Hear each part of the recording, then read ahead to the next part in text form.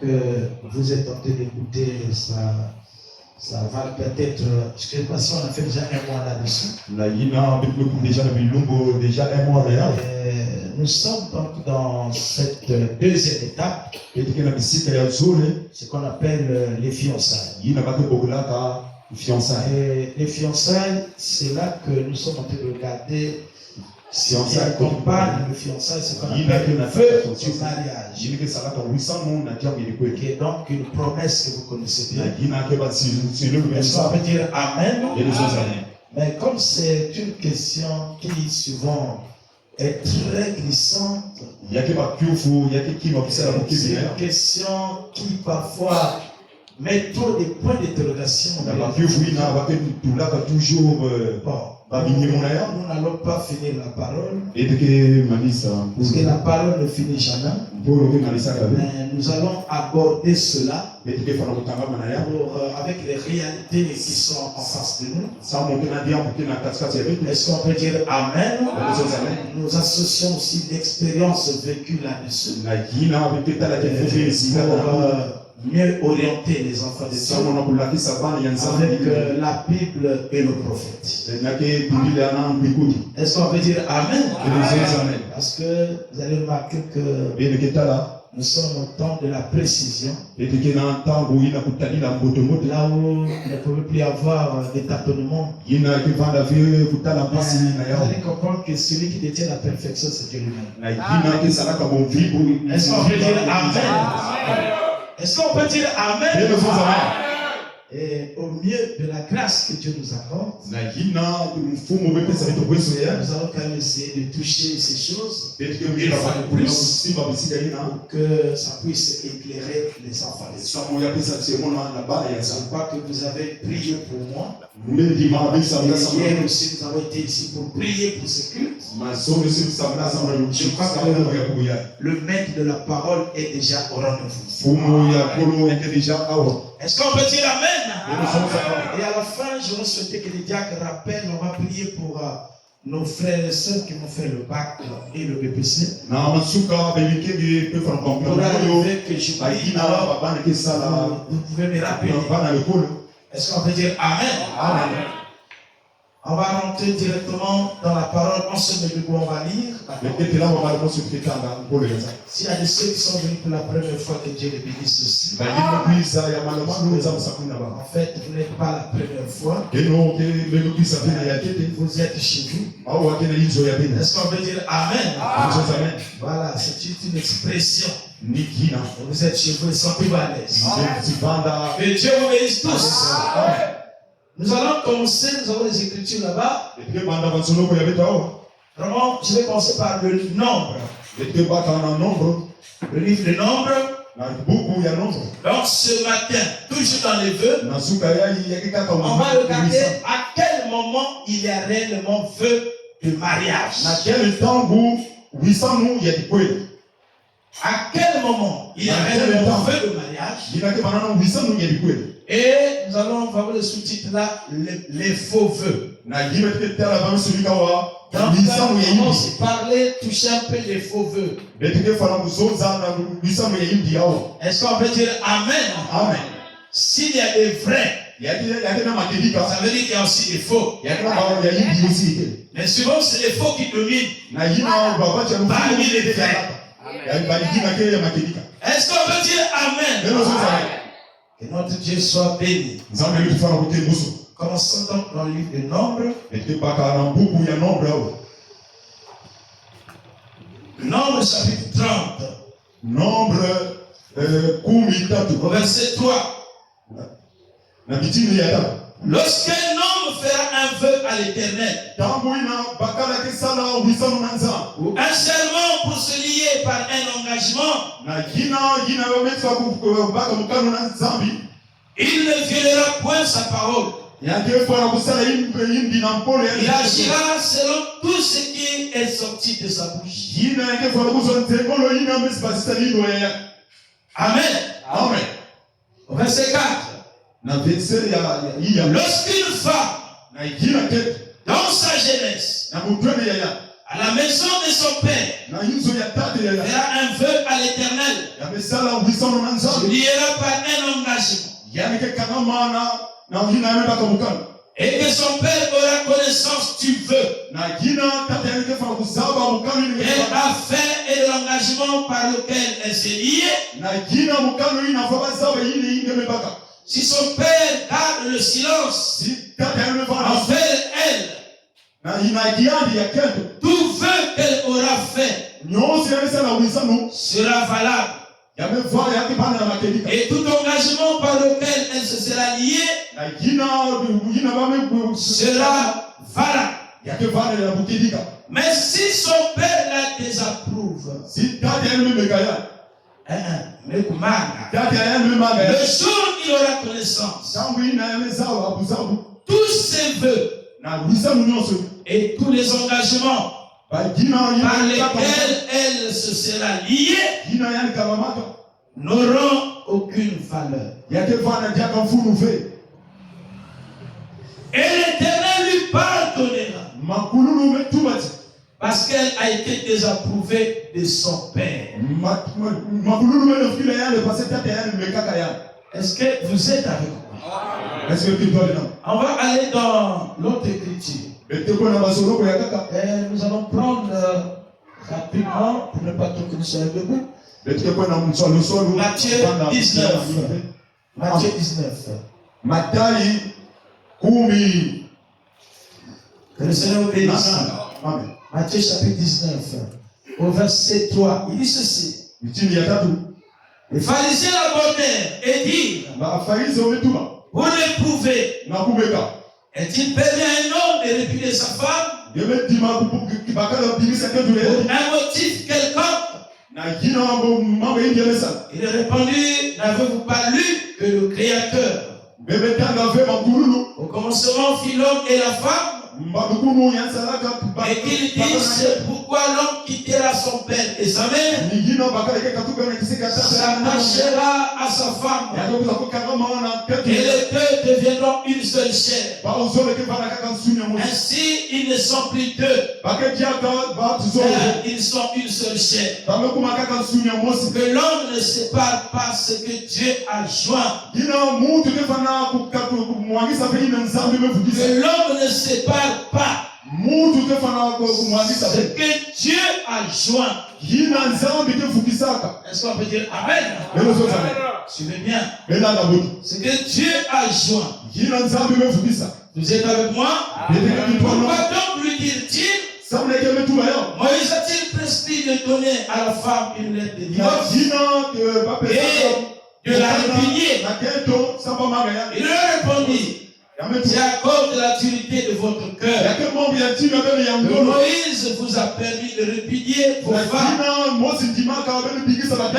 au commencement, il n'en était pas ainsi. Que Moïse vous a permis de répudier vos femmes.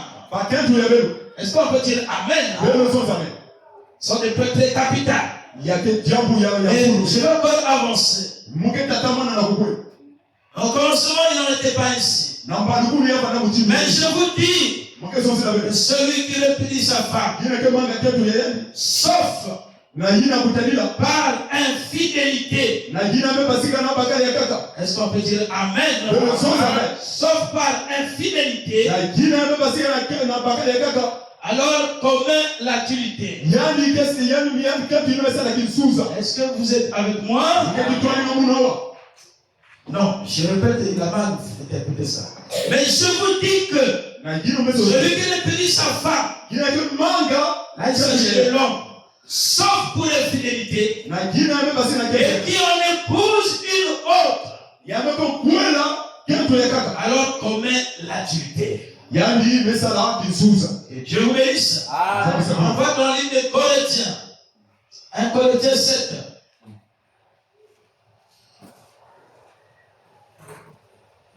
Amen. 1 Corinthiens chapitre 7. Disons au nom de Jésus-Christ. Vous êtes là? 1 Corinthiens 7 au verset 10. Il dit ceci. À ceux qui sont mariés, j'ordonne non pas moi, mais le Seigneur, que la femme ne se sépare point de son mari. Que la femme ne se sépare point. On peut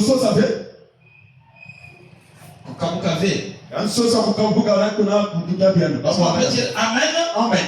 De son mari. On avance. Si elle est séparée, qu'elle demeure sans se marier, ou qu'elle se réconcilie avec son mari, et que le mari ne répudie point sa femme. Aux autres, ce n'est point le Seigneur, mais c'est moi qui dis. C'est un frère à une femme non croyante, et qu'elle consente à habiter avec lui. Si elle ne la répudie point. Mais si une femme a un mari non croyant et qu'il consente à habiter avec elle, qu'elle ne répudie point son mari. Car le mari non croyant est sanctifié par la femme. Est-ce qu'on peut dire Amen? Amen. Autrement, vos enfants seraient impurs, tandis que maintenant ils sont saints. Au verset 15, si le non-croyant se sépare, qu'il se sépare.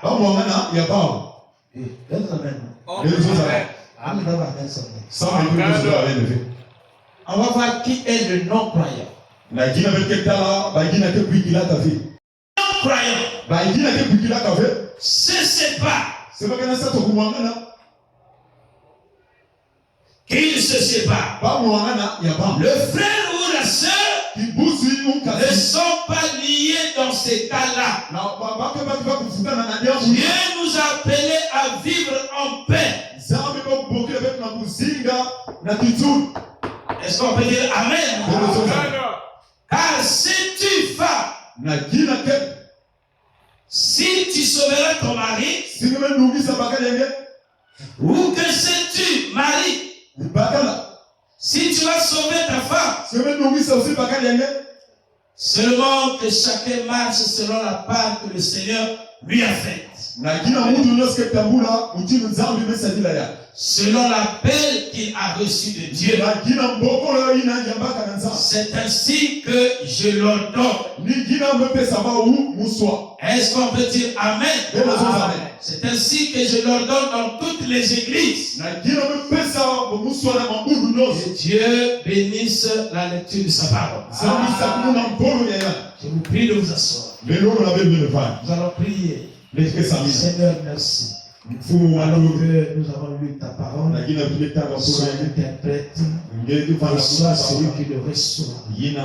Au nom de Jésus-Christ. Amen. Amen. Acclamons le Seigneur.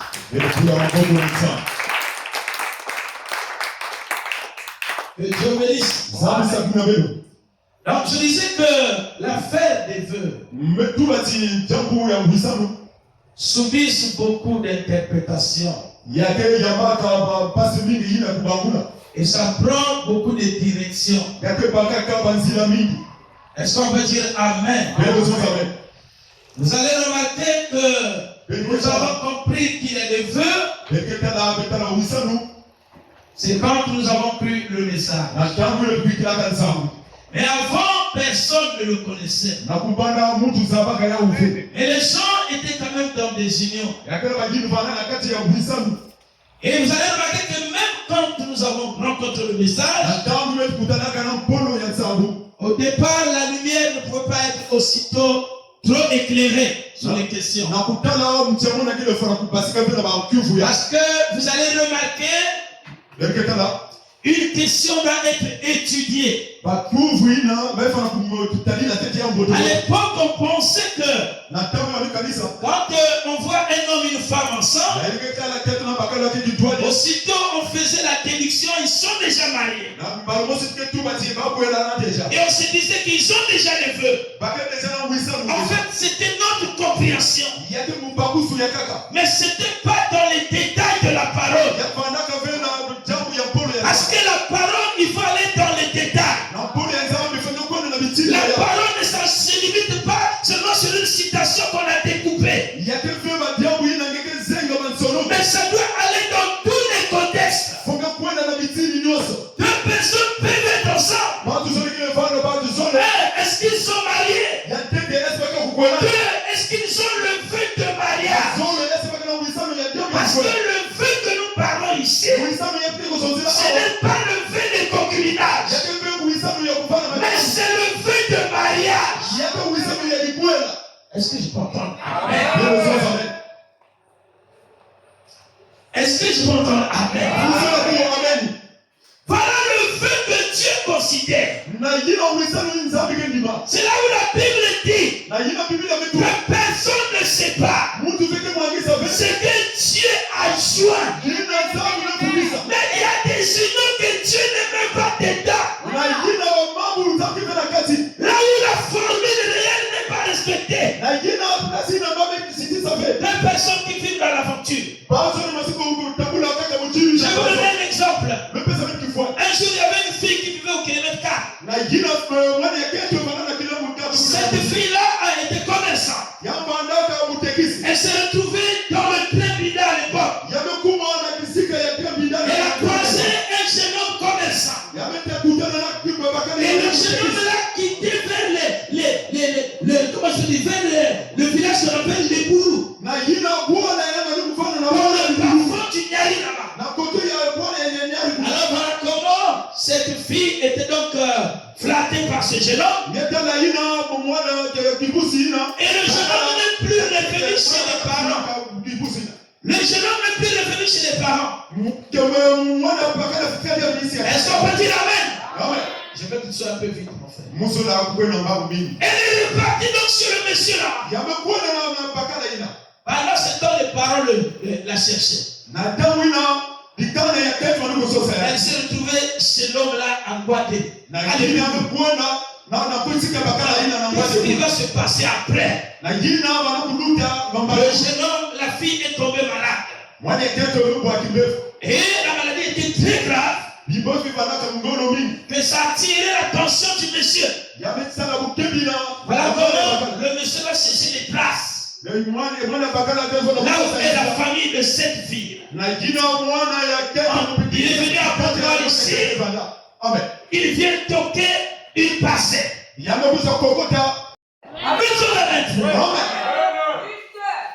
Quel que soit le nombre d'années, un voleur reste un voleur.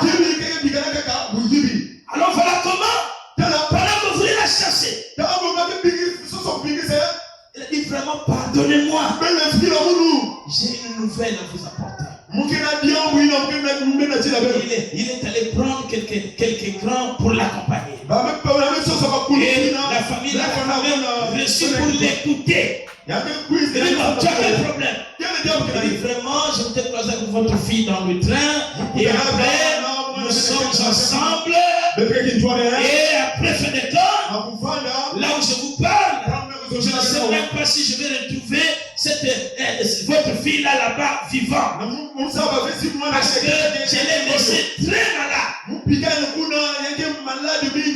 Les parents disent, nous pensons que notre fille est en bonne santé. Donc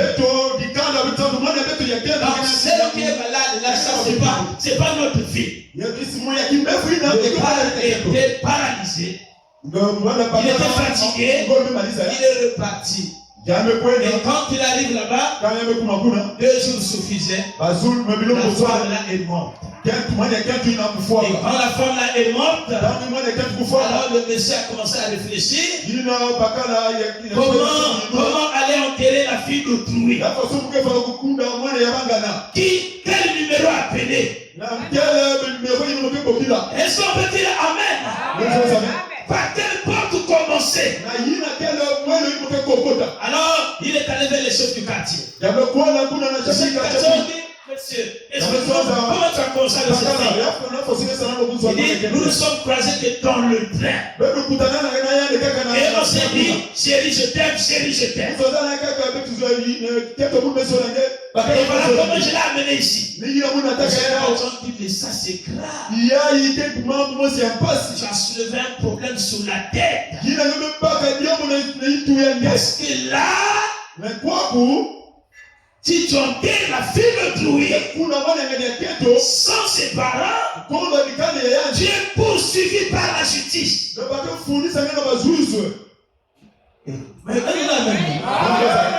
Si tu ne l'enterres pas aussi, ici il n'y a pas de morgue. Ça veut dire qu'elle va mourir ici. Et tout le village sera dispersé. Qu'est-ce qu'il faut faire? Il faut prendre donc le courage. C'est les chefs du quartier qui ont pris le courage. Il dit, est-ce que tu as un numéro? Voilà. Il dit, j'étais là, j'avais pris un numéro par leur fille. Les chefs du village m'ont appelé, dit, écoutez, venez quand même. Nous avons une mauvaise nouvelle à vous annoncer. Votre fille qui est ici, elle est morte. Les parents disent, celle qui est morte là, c'est pas notre fille. En fait, notre fille est en bonne santé. Ils ont supplié la famille. Les chefs d'éducation ont supplié la famille. Jusqu'à ce que la famille au moins est arrivée. Et quand la famille arrive, ils ont dit non, on ne peut pas rester là où le monsieur l'a vu. Parce que on ne le connaît pas. Ils sont allés rester. Il y avait des petits hôtels là-bas. Ils sont allés rester là-bas. Il est mort. On n'a pas de dialogue avec lui. Pendant ce temps, le corps est en train de pourrir. Amen. Dites amen. Alors, par une négociation, les gens sont rentrés pour essayer de négocier avec les parents là. Et les parents disent, pour que nous on accepte qu'il enterre notre fille, il doit marier notre fille 1,5 million. Pas une dette, mais sur place. C'était houleux. Le gars était obligé d'aller toquer là où il ne fallait même pas toquer. Parce qu'il a pu avoir ce qu'il fallait avoir. Je vous dis qu'il a vendu même sa maison. Et il est resté malheureux. Parce qu'il fallait rembourser les dettes de tout. Et vous allez remarquer, c'est ça que les gens appellent mariage. Amen. Et c'est ça que les gens appellent frère. Je suis marié avec cette fille. Ou bien la soeur là, je l'ai vu dans la maison de ce monsieur-là, il était marié. Qu'est-ce que le mariage? Les gens ensemble, c'est pas le mariage. Les gens peuvent être ensemble, c'est deux copains et copines. Ils sont ensemble. Mais il faut que nous rentrions. À quel moment il y a l'élément fait de mariage? Parce que Branham dit, quand vous arriverez sous le feu de mariage, en ce moment-là, vous êtes réellement mariés. Mais tout ce qui s'était fait avant, donc s'il y a eu 10 enfants, il n'y a pas de mariage. Est-ce que c'est clair? Un jour, je vous prends un exemple. C'était ma belle-sœur. La cadette à ma femme. Elle est venue, moi j'ai eu un homme, tout ça. Est-ce que tu l'as bien étudié tout ça? Il veut voir papa. Il a appelé papa, papa est arrivé. Papa est arrivé. Le monsieur a amené ce qu'il fallait amener. Pour monter sa face. Et vous savez, un jour, quand ça a capoté, le père a dit carrément à sa fille, de toute façon, il t'a jamais marié. Il t'a jamais marié. Il ne faut pas confondre se faire connaître et se marier. C'est deux choses différentes. Amen. Amen. Tu peux te faire connaître. Tu reçois une autorisation de la belle famille pour de temps en temps être avec leur fille. Mais sache que c'est une période d'essai qu'on t'a donné. C'est une période d'observation. Mais ça ne rassure pas que tu as toutes les autorisations. Ah oui? C'est une copie qui est au brillant. Quand la copie n'est pas au propre, elle ne peut pas être corrigée. Est-ce que je peux entendre la main? Je voulais encore vous rappeler ce matin que les approches de mariage ne remplissent pas les mêmes démarches dans tous les niveaux. Chaque nation a ses réalités. Si vous arrivez en Chine, vous verrez une autre réalité. Si vous arrivez en Europe, il y a une autre réalité. Quand vous arrivez ici chez nous au Congo, il y a aussi d'autres réalités. Mais nous allons prêcher le mariage, non pas selon la réalité européenne, non pas selon la réalité chinoise, mais selon la réalité du Congo-Brazzaville. Est-ce qu'on peut dire amen? Si un jour, je me retrouve au pays de l'Ouest, pays de l'Ouest, voilà, c'est votre au Ghana, par exemple au Bénin, Côte d'Ivoire, est-ce qu'on peut dire amen? Burkina Faso, avant que je prêche le mariage, je dois étudier comment ça se passe dans leur coutume.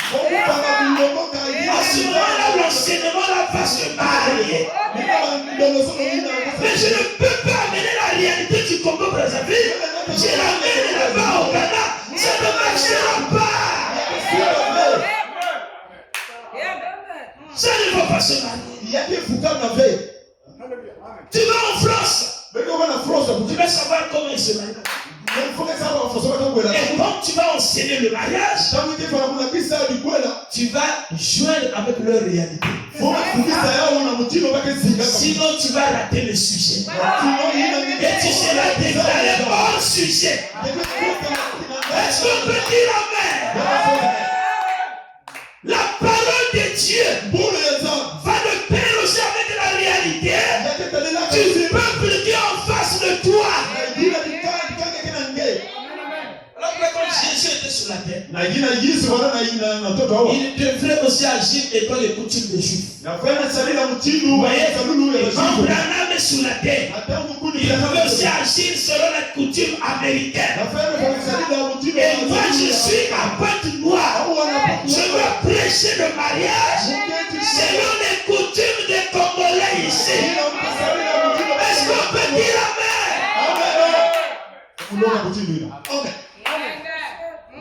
Ça veut dire que quelqu'un qui ne connaît pas déjà les coutumes du mariage dans le Congo ne peut pas prêcher le mariage ici. Ça ne marchera pas. Parce qu'il y aura les détails qui vont l'échapper. Il va seulement prendre une citation mais qui ne place pas bien. Parce qu'il n'y a pas la réalité dans son esprit. Que Dieu bénisse. Est-ce qu'on peut avancer? Est-ce qu'on peut avancer? Que Dieu soit béni. Maintenant, nous allons d'abord bâtir ce fondement. Je pense que il faut que j'aille vite.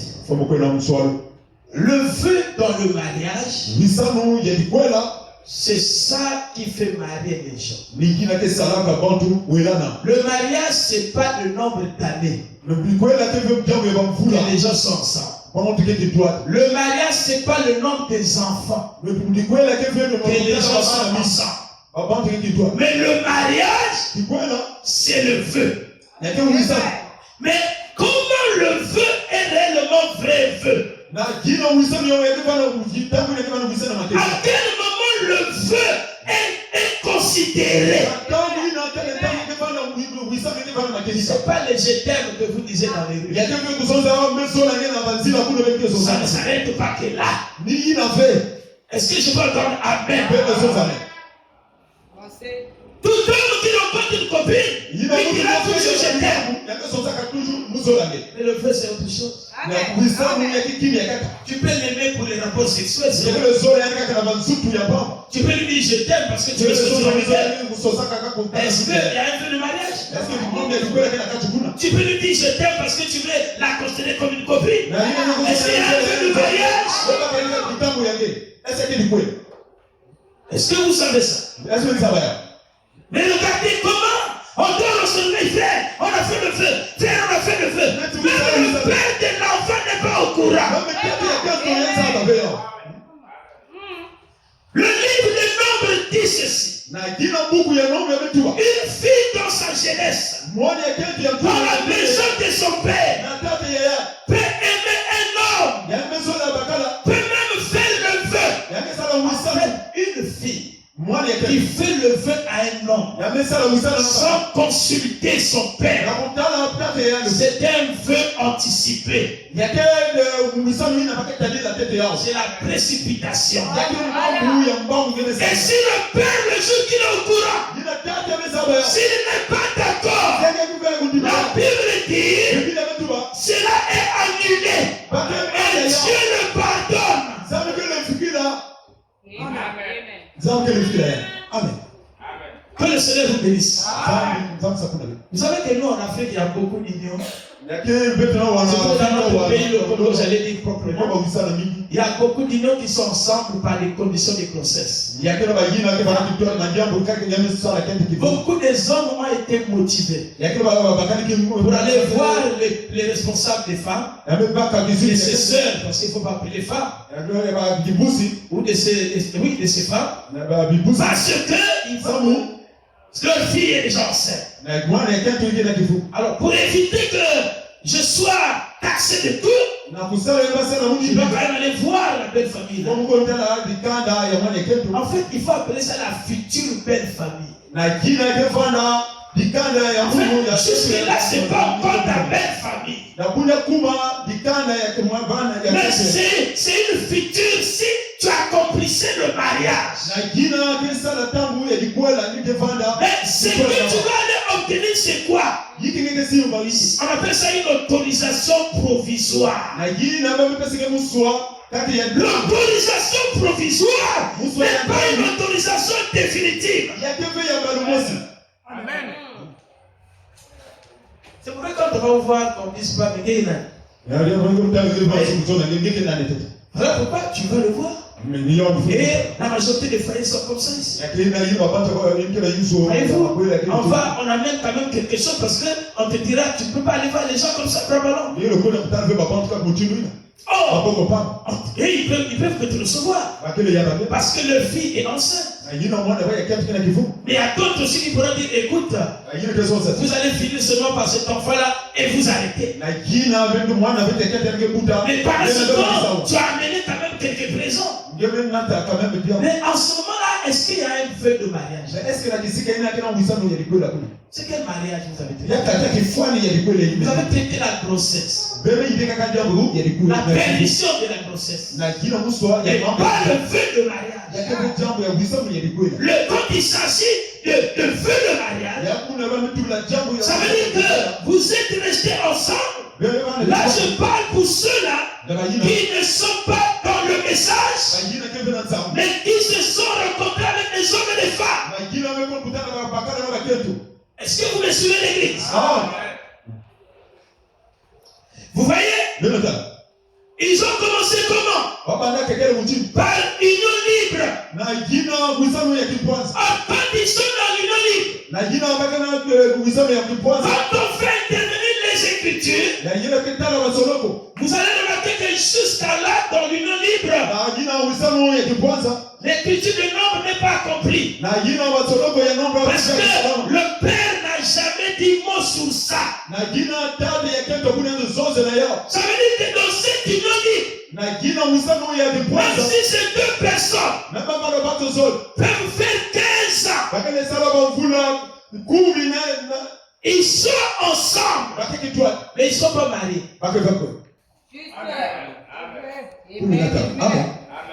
Ils sont ensemble, mais ils ne sont pas mariés. Et c'est là où aussi il y a des pasteurs qui rentrent dans le piège comme ça. Même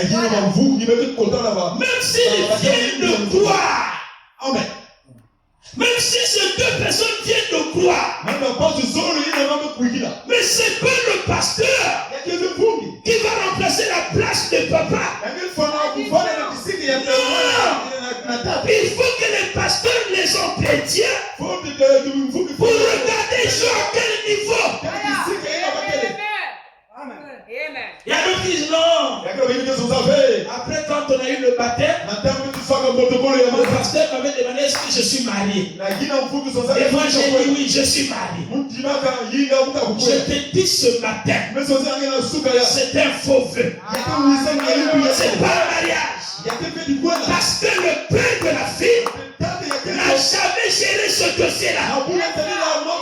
Et tout mariage qui est consacré à l'église sans l'autorisation des parents, c'est un mariage des bandits. Est-ce que je peux entendre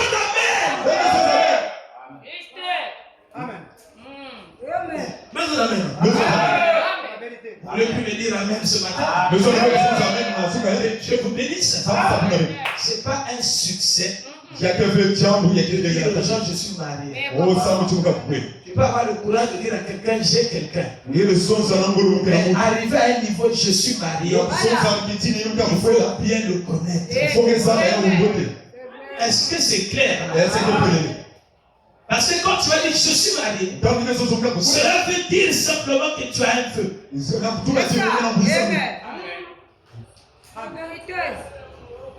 Moi je ne veux pas que vous dormez là. Parce que ça c'est des choses que vous n'allez pas écouter de temps en temps. Est-ce qu'on peut dire amen?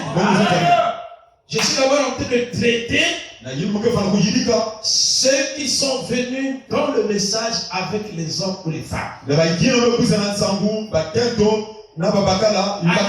moment on peut dire qu'il y a eu un feu? À quel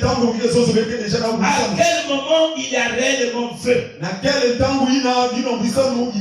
Quand vous êtes dans l'union libre,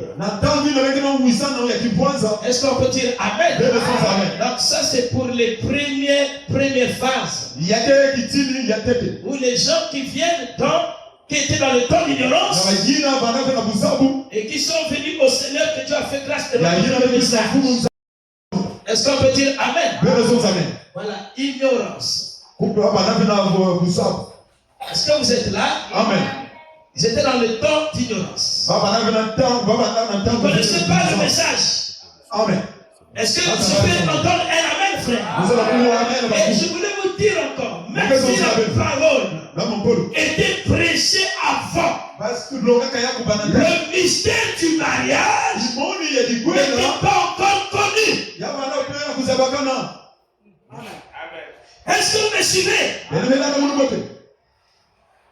Vous voyez? Donc, vous allez remarquer, dans le temps, dans l'union libre ici, c'est que vous appelez copain et copine. Voilà, union libre. Dans l'union libre ici, on ne peut pas parler de feu. Parce que c'est une rencontre brutale. Ou bien c'est une rencontre de vous deux seulement. Est-ce qu'on peut dire amen? Le père de la fille peut être peut-être à Brazzaville. Et vous êtes à Côte-d'Ivoire, vous êtes croisés. À ce moment-là, vous allez dire que nous avons quand même mis du temps ensemble. Mais quand on vient demander à ce papa-là, est-ce que tu as fait marier ta fille?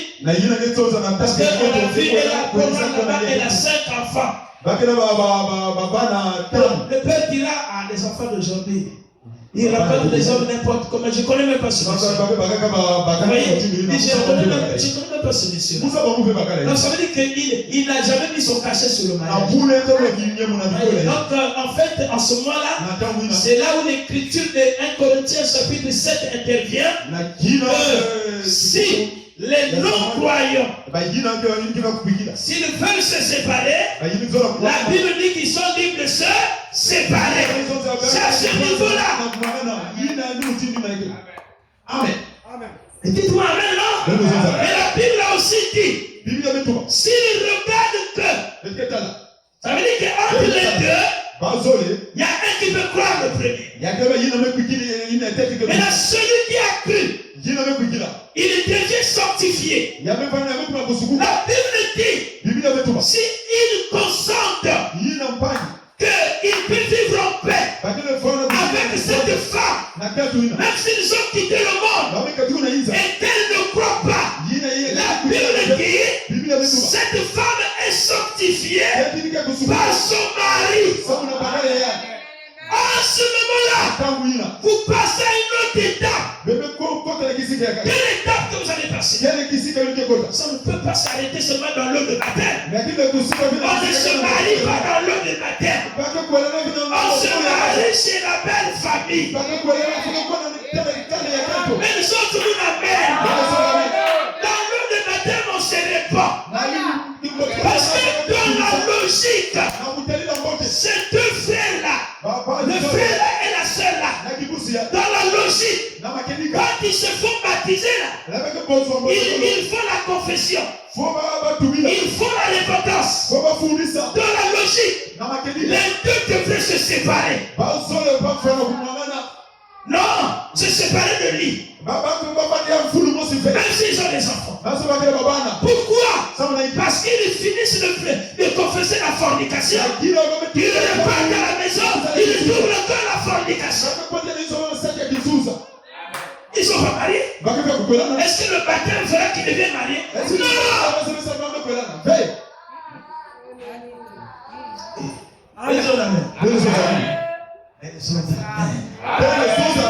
Vous voyez? Mais pourquoi on ne peut pas peut-être les séparer? Parce que ça va poser préjudice sur les enfants. Mais qu'est-ce que les pasteurs leur disent? Parce que dans le message, il y a comme une confusion. Les gens qui viennent dans le monde là, avec les frères et les sœurs, ils ne veulent plus se marier. Ils se disent déjà que notre baptême là, déjà nous a fait marier. Il vous a dit que le baptême fait marier. Vous voyez? Quand on voit les mariages dans le message, c'est le plus souvent les ceux-là qui n'étaient pas mariés, qui ont cru, c'est eux maintenant qui se marient. Mais à 90%, les bien-aimés qui viennent dans le monde n'aiment plus honorer les écritures. C'est des vérités de façon. Au kilo, on peut pas même quartier. On a ça déjà. La femme amène la nourriture chez lui. Est-ce que vous êtes marié? Te connaître ne veut pas dire que tu es marié. Même si quand ils ont éveillé, tu amènes les cotisations. Ça ne dit pas que tu es marié. Je veux que vous dites amen à la parole. Même si à ton tour, quand tu as déplié, ils te disent, mais est-ce que tu es marié?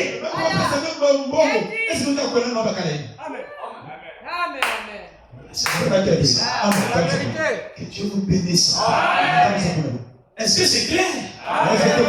Alors ces personnes-là, vous allez voir qu'ils peuvent faire même 10 ans. Ils sont d'une ville à une ville. Alors, 10 ans après, si Dieu touche leur cœur, s'ils pensent que, et le plus souvent c'est ceux qui deviennent des chrétiens, que Dieu fait grâce de toucher les cœurs, ils commencent à comprendre que notre position là n'est pas bonne. Parce que l'enlèvement aussi regarde à votre condition de mariage. En ce moment-là, si tu as la soif d'aller au ciel, tu peux te sacrifier pour honorer la parole. Nous ne nous marions pas pour le succès. Nous ne nous marions pas pour qu'on vous acclame. Mais on se marie parce qu'on craint Dieu. Et on veut vivre la parole. Et la parole, on ne la vit pas à moitié. La parole, on la vit totalement. Et vous allez remarquer que l'agneau pascal, on mangeait totalement, même avec les viandes. Vous voyez, quand vous voulez vivre la parole, Branham dit que l'épouse de Christ vivra toute la parole. Comment tu es épouse, reste avec ta femme. Parce que vous avez quitté le monde et sans penser le mariage. Non, on nous connaît déjà. Non, c'est pas ça. Il y a des étapes que vous devez rattraper. Est-ce que je peux entendre amen? Donc, pour ce couple-là, ils sont venus dans le monde. Alors, qu'est-ce qui va arriver? Ils arrivent maintenant à décider. Vous allez voir que celui qui n'arrivait pas à avoir la volonté d'aller voir les parents de la femme, il va maintenant se lever pour aller voir donc cette famille. Et vous allez remarquer que toutes ces démarches-là, même pour aller dire bonjour, on ne va pas les vivre. C'est le signe du respect. Est-ce que vous savez ça? Dieu dit on ne va pas vers Dieu les Lévites. C'est le signe d'un homme honorable devant vous. Oui, même si tu es dans le gouvernement, tu ne peux pas aller voir le président des Lévites. C'est un bon geste de respect. Parce que c'est un supérieur, c'est une autorité de Dieu. Donc pour le valoriser, il y a un symbole. Amen. Amen. Vous ne voulez pas dire amen? Vous ne voulez pas dire amen? Même un prophète de Dieu, on ne peut pas dire. Tu as un rendez-vous avec ton pasteur. Tu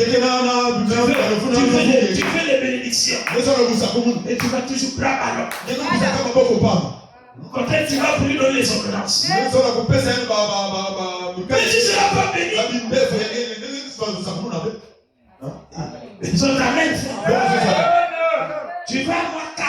Je t'ai amené le crédit de 5 000. Après le crédit, là, les mystères vont se faire. Mais c'est la vérité que je vous dis. Ça, c'est ce que les chrétiens de Congo Brazzaville ne comprennent pas. Travaille seulement de l'autre côté. Tu verras comment la bénédiction, ça s'arrache. Il t'amène à la parole. Lorsque Elohim a rencontré Abraham, qu'est-ce qu'Abraham a dit? Fais le gâteau pour Elohim. Et après, le mystère est sorti. Toi qui fais la bénédiction, tu vas voir le pasteur comment? Est-ce que c'est comme un ami de classe? Ou comme un roi de Dieu? Et vous allez voir que les pentecôtistes, ils dépassent là-dessus. C'est là où ils sont bénis. Mais nous, ça retarde.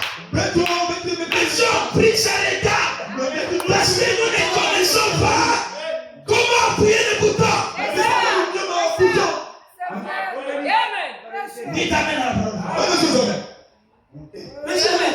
De toute façon, moi je fais de péché, je vais voyager. Tu dis pas amen, c'est ton problème. Amen. Dites amen à la parole, frère. Tu voyages. Tu viens voir ton pasteur.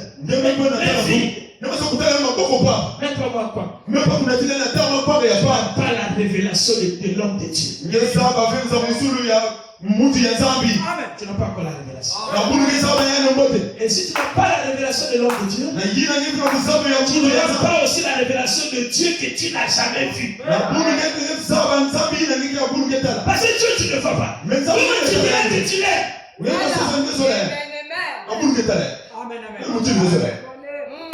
Et comment tu vas avoir la révélation des beaux kilos? Demandez à ma femme, quand je rencontre son père, je ne manque pas de faire un repas spécial. Je ne manque pas de faire une petite enveloppe. Parce que je connais ces choses-là.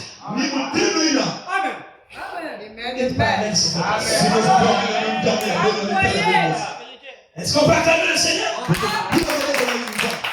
Est-ce qu'on peut acclamer encore le Seigneur? Les gens bénissent le pasteur Julie Gaël. Quand il vient, il prépare toujours un régime de bananes. Un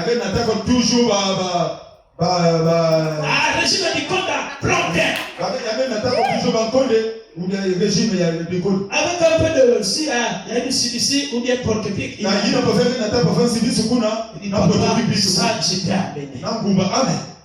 y a des frères ici qui ont déjà bouffé la viande chez vous. Mais ça fait tout. Ici à Portugal, on fait la chasse des viandes. Mais pourquoi il le fait? Parce qu'il sait que ce qu'il est, il n'a pas reçu ça du ciel. Frère, la révélation, c'est autre chose. La révélation, c'est autre chose. Que Dieu bénisse la famille, le frère fortuné. Parfois, quand ça leur arrive, c'est une petite, une assiette. C'est un repas spécial. Parfois, c'est que Dieu vous bénisse. Il faut jeter les fleurs quand les gens sont vivants. On n'attend pas à jeter les fleurs dans les secteurs. C'est quand les gens sont vivants. Et je voulais aussi bénir la femme du diacre Raymond. Je crois qu'elle va garder cette nature-là. Il ne faut pas qu'elle change. Parce que je sais de quoi je parle. Je me souviens quand ma mère atterrit. Or, eux, dans leur culture, ils savent recevoir les mamans. Elle a amené une cuvette de nourriture. Et ça avait coïncidé quand ma belle-mère était là. Ma mère était là. Ma belle-mère était là. Je vous dis que c'était pour la première fois que je puisse vivre ça depuis que je prêche. Moi, le maman dit, moi, les quêtes étaient différents. Là, je dis, en fait, c'est l'éducation qu'elle a reçue. Il ne faut jamais perdre l'éducation que tu as reçue. C'est une bénédiction sur ta marche. Donc, vous voyez là, j'ai une éducation. La parole vient après. Et l'éducation là, c'est un fondement. Est-ce qu'on peut dire amen? Pour ça que Dieu bénisse le couple de diacres. Vous voyez? Amen. En fait, je suis rentré un peu là pour vous faire comprendre que pour ceux qui reviennent du monde, là, vous prenez maintenant la décision d'aller voir la belle famille. Mais jusque-là, vous savez bien que il ne vous connaît pas encore. Mais le contact là, quand vous venez, le whisky que tu amènes et le 10 000 francs, c'est parce que tu es venu toquer à sa porte. Mais ne dis pas que je suis marié, j'ai donné le whisky et le 10 000. Non! C'est pas ça. C'est un signe de respect. Et vous allez remarquer qu'après ce contact, vous allez avoir une petite causerie. On va te dire, c'est toi qui as notre fille, oui. Ah, moi, on ne voit que vous. Ça c'est là, si c'est le bon père, il dit, on ne fait que vous regarder. Ça veut dire que jusque-là, il vous observe. Mais il n'y a pas de feu. Parce que le père n'a pas encore dit un mot. C'est là pourquoi les gens sont pris. Les gens sont pris dans le message. Oh non, moi je t'ai parti voir le vieux. Je vais donner les 5 000 et le whisky. Vraiment, il m'a dit qu'il regarde que nous. Branham dit consentement familial. On est mariés. Et vous venez déranger les pasteurs pour vous consacrer. Tu es marié quand? Soyons sérieux. Tu peux entendre amen encore? Acclamons dans le Seigneur. Acclamons encore très fort le Seigneur. Alors, vous allez remarquer. Alors, qu'est-ce qui va se passer? La belle famille dit, on ne regarde que toi. Vous allez repartir. Tu vas aller rendre compte à ta belle famille, à ta famille. Que non, vraiment, je suis en contact avec mon beau-père. C'est un homme gentil, c'est un homme très bien. Il a vraiment une réception très hospitalière. Est-ce qu'on dit amen? Amen. Tes parents, s'ils sont des gens sérieux, ils vont te donner un conseil. Et ça fait 10 ans que tu es avec la fille toutou. Alors, il faut maintenant s'engager de leur demander la liste du mariage. C'est ça que nous appelons dans les fiançailles l'engagement. Est-ce qu'on peut dire amen? Alors, vous allez remarquer, tu vas maintenant faire ce qu'on appelle la demande de la liste. Parce que tu peux décider. Il y a des gens qui décident, mais qui ne s'engagent pas. Donc tous arrêtent dans le bureau. Moi-même je connais. Donc si je ne t'aimais pas, tu veux rester dans ma maison. Où est ton engagement? Est-ce qu'on peut dire amen? Même si à ce niveau-là, tu as mené le baptême dans le message, ne te dis pas que je suis marié. Et vous allez remarquer que jusqu'à ce niveau, la personne maintenant s'engage. Quand il s'engage, il écrit. Cher, non, là il dit même pas belle famille. Cher papa. Parce que il n'est pas encore au propre. Je voulais vraiment demander la liste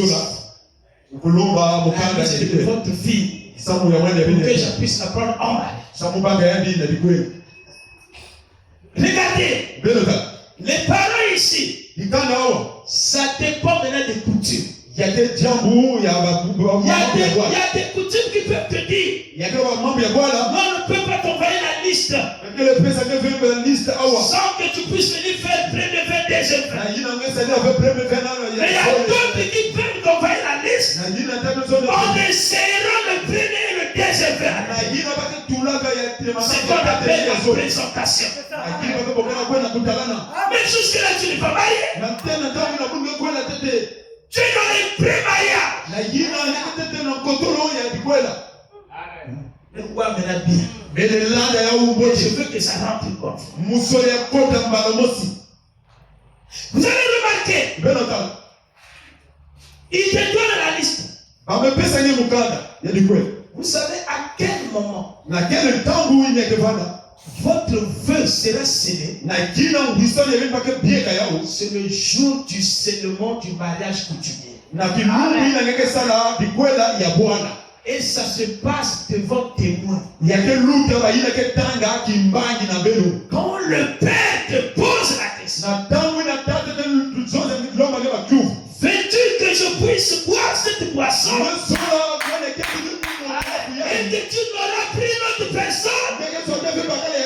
Quand tu dis oui, même si vous avez commencé dans le monde, ne viens plus voir le pasteur pour changer cela. C'est à ce niveau-là. Engagé le ciel. Nous avons engagé le Père, les parents. Est-ce que je peux entendre amen? Votre union n'est pas en catimini en ce moment-là. Même si ça avait mal commencé, mais vous avez rattrapé ici.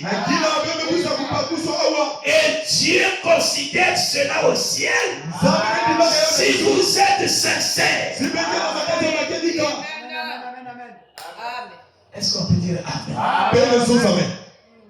Mais remarquez, dans l'homme tout est possible. Il y a d'autres personnes qui viennent seulement déranger les parents pour demander une liste. Vous savez combien de listes sont dans les maisons des gens? Mais on n'en parle même plus. Même comme la poussière. C'est une stratégie de vivre dans le concubinage. Il faut quand même aller embrouiller chez la même famille pour demander les listes. Le père de la fille va t'attendre. Il dira que donc tu n'es jamais venu répondre présent à la liste que je t'avais donnée. Tu n'auras pas ma bénédiction. Est-ce que je parle amen? Est-ce que vous êtes là? Oh, vous allez remarquer que deux enfants de Dieu, ils ont besoin sacré. Ils voulaient aussi dire que le mariage est sacré. Que Dieu vous bénisse. Donc, je répète encore que le feu, c'est un mari qui t'a jamais marié. Vous avez commencé dans le monde, vous êtes dans la fortune. Je répète encore, vous avez commencé dans le monde, vous êtes dans la fortune. Cela veut dire quoi? Vous serez les deux bénis. Bénis par les parents. C'est le jour qu'il va te marier. S'il ne t'a pas marié, il n'y a pas de mariage sans mariage. Je veux entendre un amen. C'est pas clair? Je répète encore, il n'y a pas de mariage sans mariage. Maintenant pour celui-là qui a été déjà reçu par la belle famille, ou qui avait déjà obtenu la liste, c'est un avantage pour lui. Parce que lui, il est déjà rentré dans la parcelle. Il n'aura plus de difficultés quand il viendra avec ces trucs-là. Par rapport à celui qu'on n'a jamais reçu. Donc ça veut dire que toi, tu as plus d'avantage. Est-ce que c'est clair? Est-ce que c'est clair? Est-ce que c'est clair? Que Dieu vous bénisse. Vous voyez?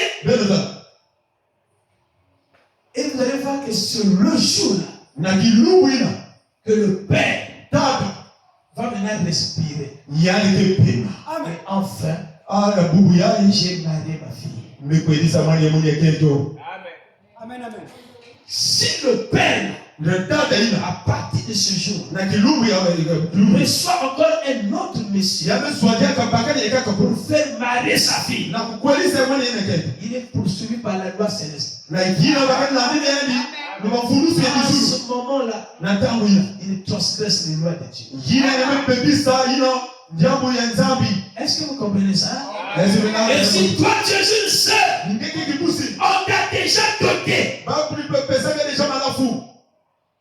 Vous me suivez? Ce qui va te rester, c'est de venir voir maintenant le pasteur. Si ça n'a pas été consacré, le pasteur va examiner votre condition. Et s'il regarde qu'il n'y a pas d'obstacle, vous organisez votre cérémonie de l'église. Ça veut dire qu'on rattrape la chose. Et comme Dieu ne tient pas compte du temps d'ignorance, cela veut dire que Dieu est obligé de vous racheter. Et en ce moment-là, même si tu te mets encore dans la chaîne pour prêcher, il n'y a aucune parole qui va te connaître. Tu prêches toi-même, tu n'es pas mal. Beaucoup sont comme ça. Il a la femme, il a des enfants, bien évidemment. Il se cache derrière la miséricorde de Dieu. Je ne sais pas comment il interprète ça. Non. Le mariage est pour tout le monde. Même ceux qui ont cru n'ont pas cru avant. Et ceux qui ont cru, le mariage est pour tout le monde. Mais la démarche n'est pas la même.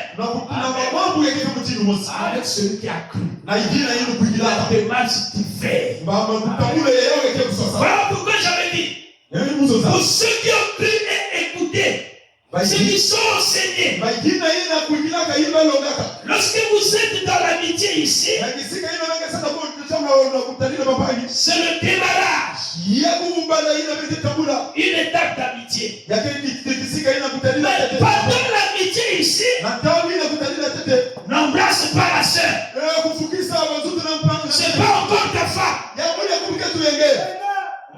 Parce que tu n'es plus dans une phase d'ignorance. Mais toi tu es enseigné. Tu es même baptisé. Tu ne peux plus agir encore comme les païens. Donc dans l'amitié ici, tu n'as pas dit oh sœur, on s'est déjà aimé. Est-ce que tu ne peux pas passer la nuit là chez moi? Non. Ça c'est maintenant le désordre. Est-ce que je peux entendre amen? Vous voyez? On quitte l'étape d'amitié ou l'étape de fréquentation. Est-ce qu'on peut dire amen? On peut appeler ça aussi l'étape de pré-fiançailles. Prêt, donc avant. Dans l'amitié, c'est ça que je répète encore. Dans l'amitié, il n'y a pas de vœux. Même si vous avez fait ça dans les amitiés, il n'y a pas de vœux à considérer là-bas. C'est une période d'étude. C'est une période de fréquentation. C'est une période de prière. C'est une période que tu sollicites le prendre. Est-ce que réellement c'est une femme ou c'est un mari qui a été choisi pour toi? Tu cherches la volonté de Dieu. Il n'y a pas de vœux là. Est-ce qu'on peut dire amen? Ce sont ceux que c'est l'église. Vous voyez? Mais après cela, vous passerez donc dans cette étape que nous avons appelée les fiançailles. Et j'avais expliqué comment aussi rentrer dans ces étapes-là. On ne rentre pas dans l'étape là si tu es chrétien à l'église sans voir ton pasteur. Parce qu'il faut respecter la parole de Dieu. Madame dit dans la religion de Jézabel. Je pense que j'avais lu ça ici. Amen. Jamais ici, je vais le lire. Pour ceux qui n'ont pas été là. Parce qu'on croise tous les mariages derrière les maisons. Parce que tu sais que ton fils est marié. Il a une sœur. À quel temps il dit, oh, il ne te passe pas comme déjà les parents. Le pasteur ne connaît rien. Mais quand c'est comme ça, j'encourage les décourager comme ça. De prendre, de continuer dans cette allure. Le jour aussi du mariage, tu prends la main, tu mets sous ta tête. On est marié au nom de Jésus. Parce que tu as commencé seul, tu termines seul. Amen.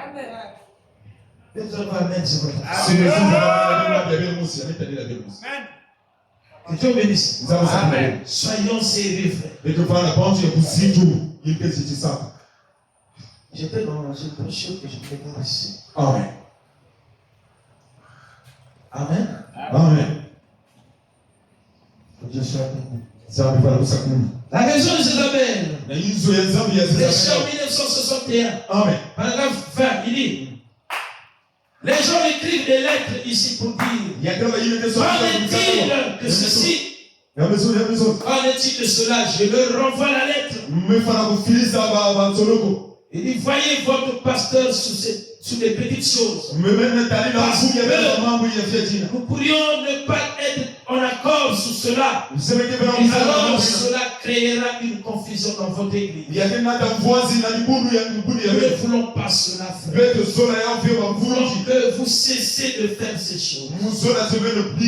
Ils sont scandaleuses. Des choses qui sont en dehors de la Bible.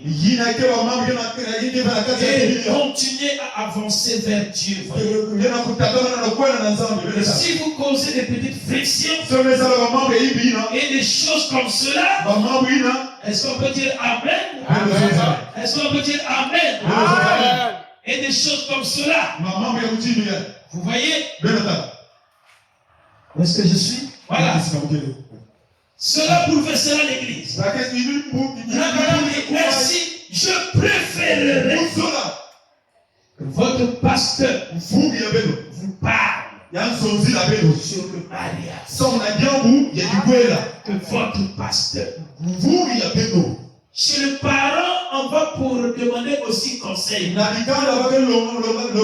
le pasteur, il est à la charge de tout ce qui est spirituel. Le mariage, c'est une question spirituelle.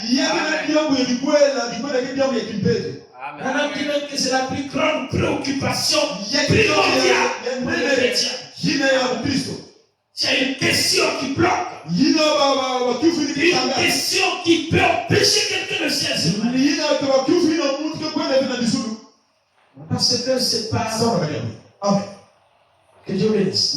Il dit, consultez votre. Il dit, je préférerais que votre pasteur vous parle sur le mariage. Et aussi sur le divorce.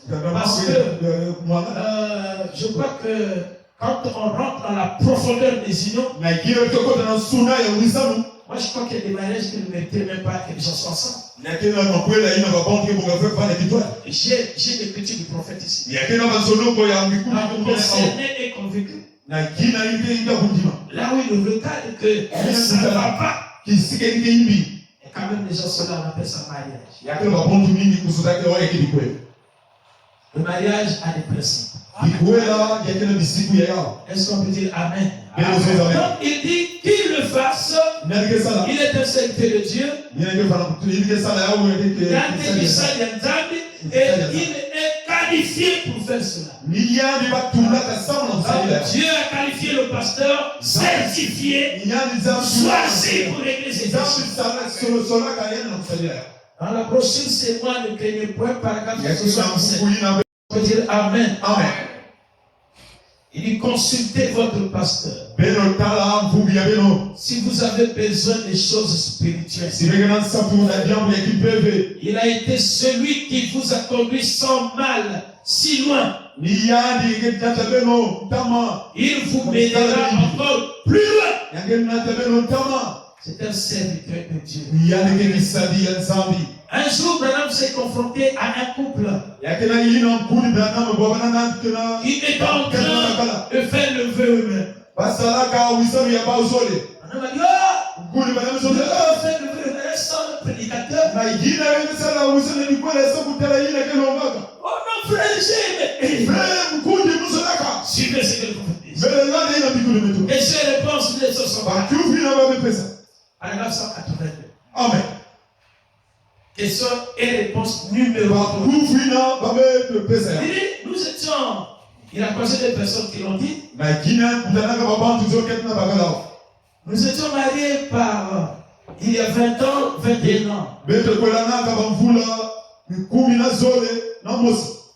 Par un juge de paix. Il dit, chère soeur, cher frère, une fois un marchand m'a raconté, il est entré et c'était un chrétien dans une église ou quelque part là-bas dans une très grande église. Il y était entré juste pour prier. Il était un pentecôtiste. Il était entré pour prier. Et il dit que lorsqu'il y est entré et qu'il s'est agenouillé dans l'église pour prier, il était de passage. Il était fatigué. Il avait un peu le mal du pays. C'était un marchand et il vend de la marchandise. Et il s'était rendu là pour faire des affaires ou quelque chose comme cela. Et alors, comme il passait près de l'église, je crois que je vais entrer pour prier. La porte était ouverte. Il entra, dit-il. Il n'attendit personne. Ainsi, il s'agenouilla. Commença à prier. Après avoir prié là, dit-il, il était resté pendant environ 1 heure. Il attendit alors claquer une porte ou quelque chose comme cela. Il pensait que c'était un concierge ou quelqu'un qui dort à l'église. Il dit, après quelques minutes, il a entendu quelqu'un parler. Et il se faufila pour regarder. Et il regardait autour de lui pour voir si c'était le concierge. C'était un homme et une femme. 2 personnes. Ils se tenaient devant l'autel. La main dans la main. Et l'homme dit à la femme, je te prends ma chérie comme épouse légitime. Voyez-vous? Elle dit, je te prends moi aussi mon chéri comme épouse légitime. Eh bien, dit-il, c'est une chose étrange. Dit ce pentecôtiste. Et il ajouta, cet homme et cette femme se marient sans prédicateur. Voyez-vous? Est-ce qu'on dit Amen? Et ainsi, ils s'assit tout simplement là et attendu. Et après qu'ils eurent fait leur vœu de vivre fidèlement l'un vis-à-vis de l'autre, que seule la mort les séparerait, ils mirent leurs bras l'un autour de l'autre, s'embrassèrent parce que c'était des pentecôtistes. Amen. Firent demi-tour, sortir en souriant. Il dit juste, vous êtes en train de vous marier vous-même. On leur a posé la question. Est-ce qu'on peut dire Amen? Mais moi aussi, vous serez tout sacré comme ça. Vous-même. Et si nous examinons ce que nous faisons quand nous allons nous marier, quand nous choisissons notre épouse ou notre mari, est-ce qu'on peut dire Amen? Amen. Je crois que j'en ai sauté une partie. 38, j'en ai lire. Est-ce que vous êtes avec moi? Donc, vous allez remarquer que ce couple-ci, il répondit oui. Voilà. Et il dit, sans prédicateur. Il répondit non. Nous sommes mariés depuis 40 ans. Nous sommes mariés il y a 40 ans. Juste ici, à cet hôtel, nous sommes venus. Parce que chaque année, nous revenons. Et nous renouvelons nos vœux. Et il dit ça, c'est une bonne idée. Voyez? Donc l'église est fermée. Vous ne pouvez pas venir vous deux. Vous venez vous connaître. Et aussitôt vous faites votre mariage à zone. Il n'y a pas de pasteur. Même si c'est à l'église, vous devez être orienté. Oh, ce couple-là, c'est ce que Branham pensait. Il s'était retrouvé à l'église seul pour faire leur mariage. Mais heureusement, ils ont dit non. Il y a 40 ans que nous sommes mariés. Mais chaque nouvel an, on vient à l'église pour renouveler notre confiance. Et ça, les chrétiens peuvent le faire. Si vous avez été marié, vous pouvez faire chaque année. Si ce n'est pas dans votre maison, même ici à l'église, il n'y a personne. Vous pouvez rentrer, consacrer votre mariage encore à Dieu et renouveler les promesses du mariage. Ça, mais ce n'est pas toi-même, tu prends là.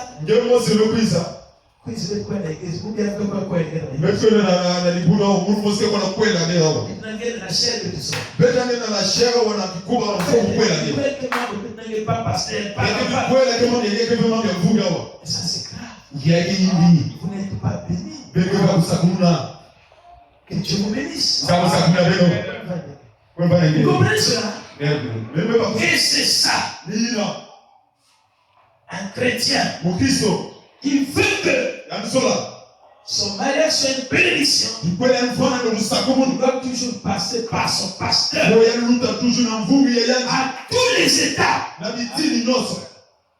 Je dis bien à tous les états. Au début, au milieu et à la fin. Son pasteur, il doit écouter le conseil de son pasteur. Est-ce qu'on peut dire Amen? Amen. À quel moment il a réellement fait pour les bien-aimés qui ont cru? Ils connaissent la vérité du jour.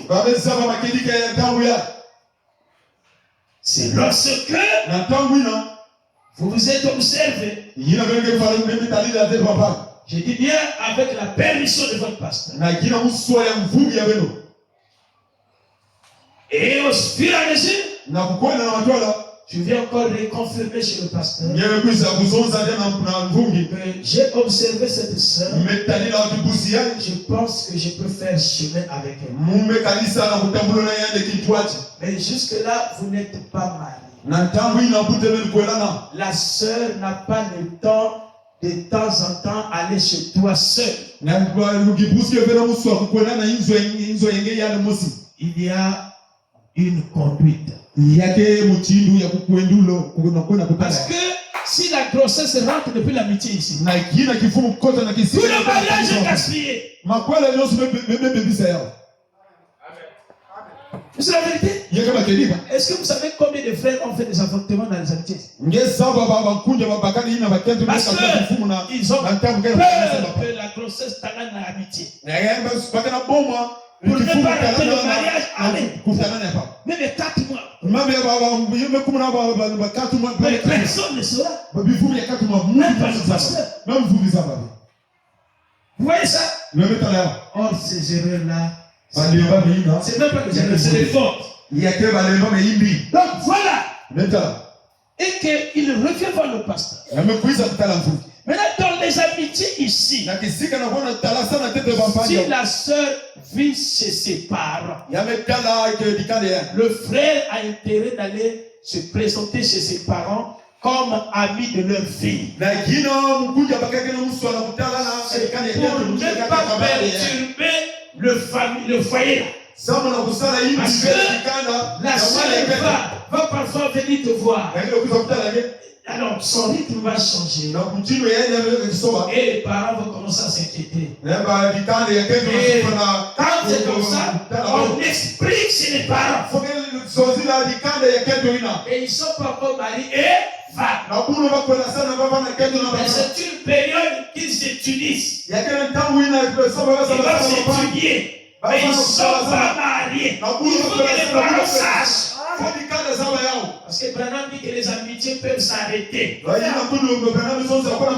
dit parce que vous voyez le monsieur là, c'est un voyou, il s'est dit chrétien, alors qu'il a trompé notre fille. Non, il doit comprendre ta doctrine. Est-ce qu'on peut dire Amen?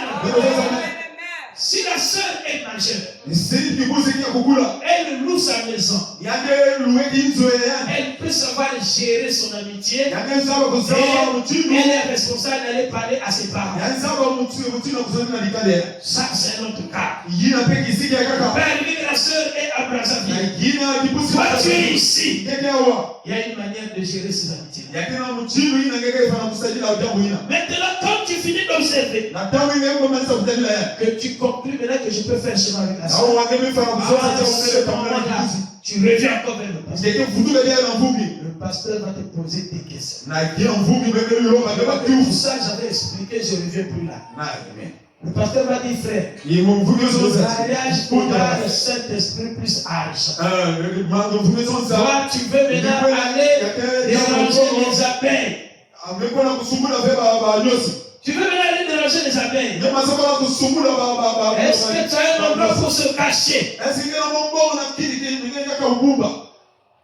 En ce moment-là, le pasteur va voir que tu es sérieux. Alors, il peut maintenant te dire, va voir les parents de la sœur pour aller demander la main. Et quand tu vas aller demander la main, tu vas aller aussi demander la liste. Jusque là, il n'y a pas encore de vœux. Vous ne pouvez pas sceller les vœux. Vous n'avez pas encore vu la facture. Et si la facture vient de 10 millions, vous avez déjà fait les vœux, frère.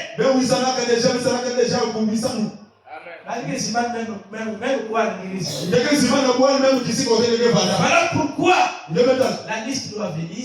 Tu dois discuter ta liste. Si tu vois que c'est faible, ne discute pas. Si tu vois que tu peux discuter, tu as le droit de discuter.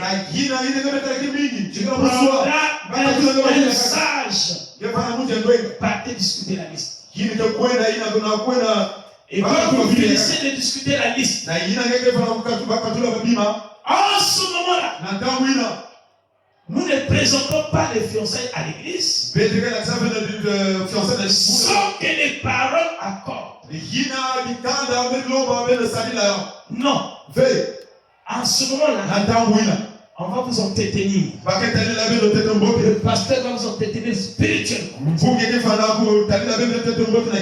Et la liste que tu viens de recevoir, c'est une preuve que les parents veulent que tu maries leur fille. Et le pasteur va maintenant t'entretenir pour que tu aies la responsabilité de ce que tu commences à faire.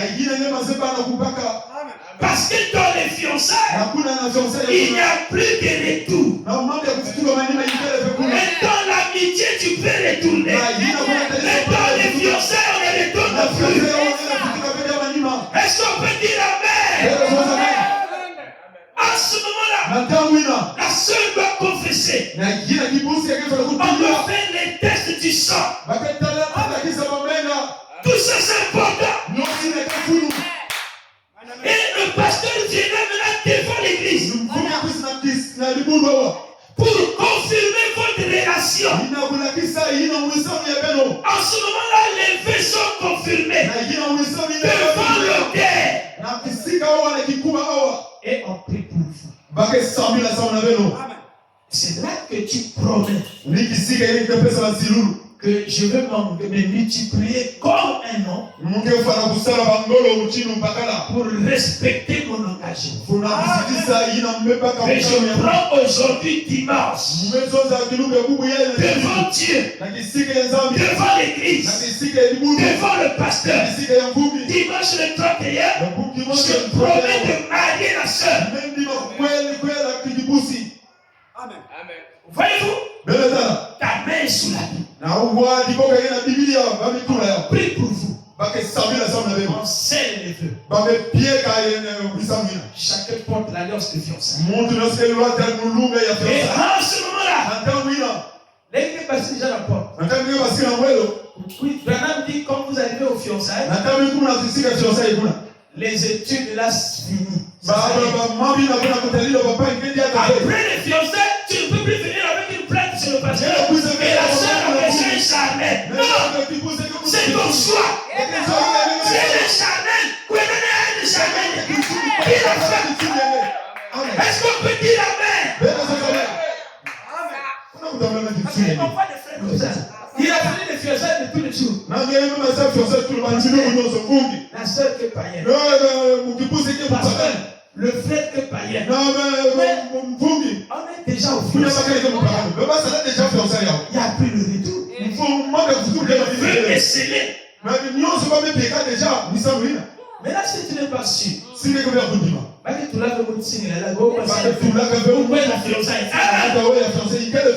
ce qui arrive aussi là parfois, il y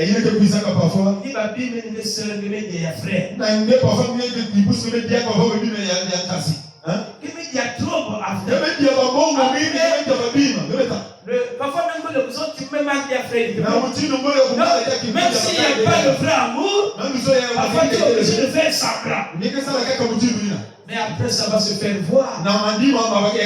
C'est là où Branham dit que les cadeaux et les dons donnent à la sœur pendant les fiançailles. Pas pendant l'amitié. Parce que si c'est pendant l'amitié, ça sera une séduction. L'achat de conscience. Mais le vrai amour ne va pas se faire voir. Je ne dis pas que non, si tu passes, tu ne peux pas, la sœur de la tremble, même la divakine. Non, c'est pas ce que j'ai dit. Mais à ce niveau-là, tu l'aides comme étant une sœur en Christ. Mais tu prends la charge d'elle.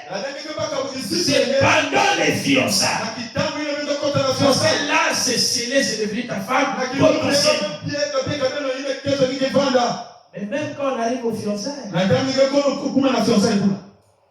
vous vous mariez spirituellement. Mais c'est pas que tu prends maintenant la sœur. Là, on est fiancés.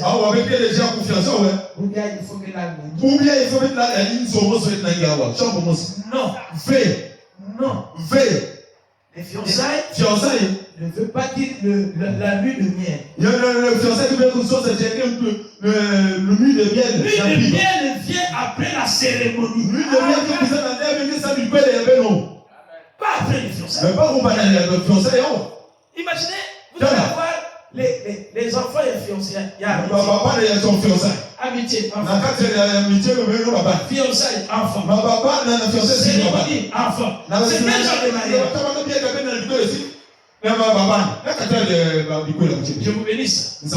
Alors nous sommes là, la parole de Dieu. C'est pour redresser les choses. Est-ce qu'on peut dire Amen? Est-ce qu'on peut dire Amen? Quand vous arrivez donc aux fiançailles, dès que vous finissez là, déjà avant que vous veniez devant les gens, le berger vous a entretenu au bureau. Vous avez fait vos promesses entre vous. Alors il a prié pour vous. Alors pourquoi on vient encore devant les gens? Devant l'église, parce qu'on vient officialiser ce qui était en cachette. Pour dire désormais la seule là est maintenant terrain occupé. Le frère là aussi intérêts occupés. Qu'est-ce qui le prouve? Il y a l'alliance des fiançailles. Vous voyez? Et là, c'est en ordre. Dites-moi amen. Dites-moi amen. Maintenant, tous les vœux qui ont été faits à Mabongo, dans la nuée, pendant qu'on joue au Nzango, pendant je ne sais pas un pique-nique, sans que les pasteurs le sachent, sans que les pères de la fille soient au courant, mettez-moi tous les vœux là au garage. Reprenez les choses.